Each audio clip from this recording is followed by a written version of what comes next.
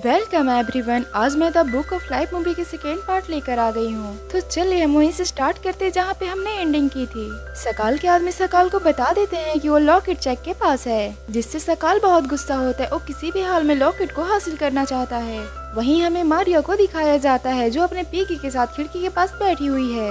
तभी वहाँ मैनिलो आ जाता है जो मारिया को टाउन के बाहर बरगद के पेड़ के पास आने को कहता है। मारिया वहाँ जाती है तो देखती है कि मैनिलो ने पूरे रास्ते को कैंडल से सजा रखा है, जिससे मारिया बहुत खुश होती है। और जब उस पेड़ के पास पहुँचती है तो वो देखती है कि मैनिलो उसका इंतजार कर रहा है। मारिया को देखकर मैनिलो बहुत खुश होता है और वो मारिया को प्रपोज करने वाला ही होता है कि तभी चिवावा एक सांप भेजकर मारिया को कटवा देता है, क्योंकि उसे पता होता है कि अगर मारिया ने मैनिलो का प्रपोजल एक्सेप्ट कर लिया तो लामूर्दे से लगाई गई शर्त को हार जाएगा। सांप काटने की वजह से मारिया की वही मौत हो जाती है, जिसे देखकर मैनिलो बहुत दुखी होता है। और जब उसे लेकर टाउन में जाता है तो सबको लगता है कि ये सब मैनिलो की वजह से हुआ है, इसीलिए सभी लोग मैनिलो से गुस्सा होकर वहाँ से चले जाते हैं। ये सबसे मैनिलो पूरी तरह से टूट चुका होता है और जब वापस उसे पेड़ के पास आता है तो वहाँ पे चिवावा भी होता है। वो उसे पूछता है कि क्या तुम फिर से एक बार मारिया से मिलना चाहते हो? तो मैनिलो कहता है कि हाँ। इसके बाद चिवावा अपने दो मुंहों वाले सांप से मैनिलो को कटवा देता है और मैनिलो की वहीं पे मौत हो जाती है। जब उसकी आँख खुलती है तो खुद को लैंड ऑफ रिमेम्बर में पाता है। यहाँ पर अपने पूर्वजों और अपनी मॉम से मिलता है, जिससे मैनिलो बहुत खुश होता है। इसके बाद मैनिलो अपनी पूरी फैमिली के साथ लामुर्दे के पास मदद मांगने के लिए जाता है, लेकिन वहाँ लामुर्दे की जगह पर चिवावा होता है। उसे लामुर्दे के सिंहासन में बैठा देखकर सभी लोग पूरी तरह से हैरान होते हैं। यहाँ पे चिवावा मैनिलो को बताता है कि ये सब उसी की वजह से पॉसिबल हो पाया है, क्योंकि एक सांप काटने से मारिया की मौत नहीं हुई थी, लेकिन दो मुँहे वाले सांप काटने से तुम्हारी मौत जरूर हो गई है। मारिया अभी भी जिंदा है और उसकी शादी चेक से हो जाएगी और शर्त के अनुसार लैंड ऑफ रिमेम्बर का नया राजा बन जाऊंगा। वहीं दूसरी तरफ हम मारिया को देखते हैं जो अब होश में आ गई थी, और जब उसे पता चलता है कि मैनिलो इस दुनिया में नहीं रहा तो बहुत ज्यादा दुखी होती है और अब चेक से शादी करने के अलावा उसके पास कोई रास्ता भी नहीं होता है। चिवावा के बात सुनने के बाद मैनिलो बोलता है यह तो चीटिंग है। चिवावा हंसते हुए वहाँ से चला जाता है। मैनिलो किसी भी तरह से लामुर्दे से मिलना चाहता था और उन्हें बताना चाहता है कि चिवावा ने चीटिंग की है। इसके बाद वो अपनी मदर और ग्रैंडपा के साथ लामुर्दे से मिलने के लिए निकल जाता है लैंड ऑफ फॉरगेटन की तरफ। रास्ते में वो एक पजल में फंस जाता है जहाँ पर तीन बड़े बड़े चट्टान मैनिलो की तरफ तेजी से आ रहे होते हैं, लेकिन मैनिलो किसी तरह से उनसे बच जाता है। लेकिन उसकी मुश्किल अभी भी खत्म नहीं हुई थी, क्योंकि अगले ही पल एक बड़ा सा मॉन्स्टर अपनी तलवार से मैनिलो पर हमला कर देता है।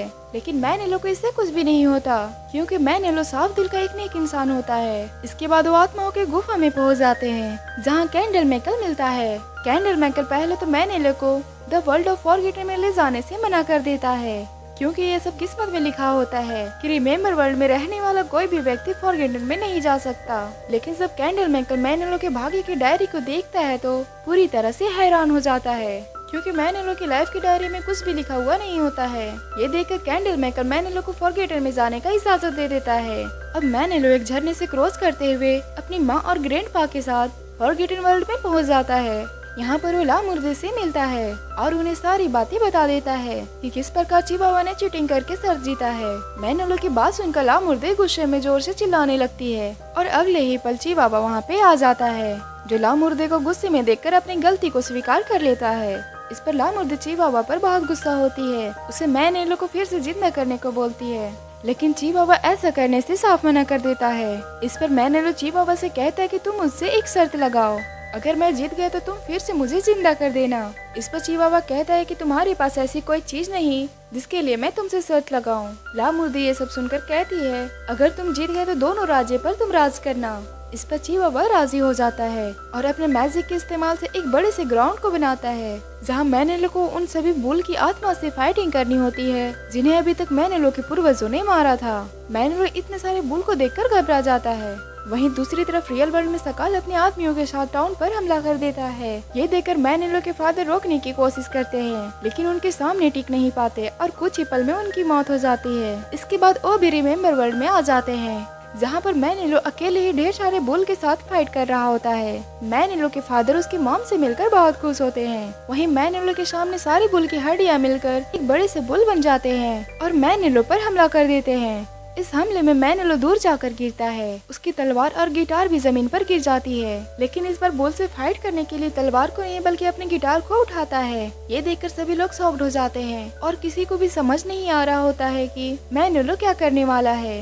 मैनेलो उस बुल के सामने गिटार बजाना स्टार्ट करता है। स्टार्टिंग में तो मैनेलो का गाना उस पर कोई असर नहीं करता और वो मैनेलो को उठाकर दूर फेंक देता है, लेकिन मैनेलो अभी भी हार नहीं मानता और वो बुल के लिए गाना गाता रहता है। अब धीरे धीरे बुल पे उसके गानों का असर होना शुरू हो जाता है और जब मैनेलो उसे स्पीड से अपने पूर्वजों की तरफ से बुल फाइटिंग में उनके साथ किए गए गलत कामों के लिए माफी मांगता है, तो सारी बुल्स की आत्मा आजाद हो जाती है और उन्हें शांति मिल जाती है। ये देखकर सभी लोग बहुत खुश होते हैं। फिर हमें मारिया को दिखाया जाता है जो टाउन के सभी लोगों के साथ मिलकर सकाल से लड़ने की प्लान बना रही होती है और अब चेक भी वहाँ पर आ जाता है। इसके बाद सभी लोग मिलकर सकाल की सेना से लड़ने लगते हैं, लेकिन इसी दौरान चेक के गले से मैजिकल लॉकेट निकल जाता है, जिसकी वजह से वो एक नॉर्मल इंसान बन जाता है और वो सकाल के सामने ज्यादा देर टिक नहीं पाता। सकाल इन्हें मारने वाला ही होता है कि तभी वहाँ मैनेलो अपने पूर्वजों के साथ आ जाता है, क्योंकि चिवावा अपने सर हार चुका था। इसके बाद मैनेलो अपने पूर्वजों के साथ मिलकर सकाल से लड़ने लगता है और इनके बीच एक खतरनाक फाइटिंग होने लगती है। और एक टाइम ऐसा आता है जब मारिया को बचाने के लिए मैनेलो चेक के साथ मिलकर सकाल से लड़ रहे थे, लेकिन इसी दौरान सकाल के साथ ही मीनार टूटने की वजह से नीचे गिर जाते हैं और मीनार के नीचे दब जाते हैं। लेकिन मैनेलो बच जाता है क्योंकि उसके पास मैजिकल लॉकेट होती है, लेकिन चेक अभी भी मीनार के नीचे दबा होता है क्योंकि उसके पास मैजिकल लॉकेट नहीं होता है। सबको लगता है कि चेक मारा गया, लेकिन अगले ही पल चेक बाहर निकल आता है, जिसे देखकर सभी लोग बहुत खुश होते हैं। और अब चेक एक सच्चा योद्धा बन गया था क्योंकि वो बिना जादुई लॉकेट की शानदार लड़ाई की थी।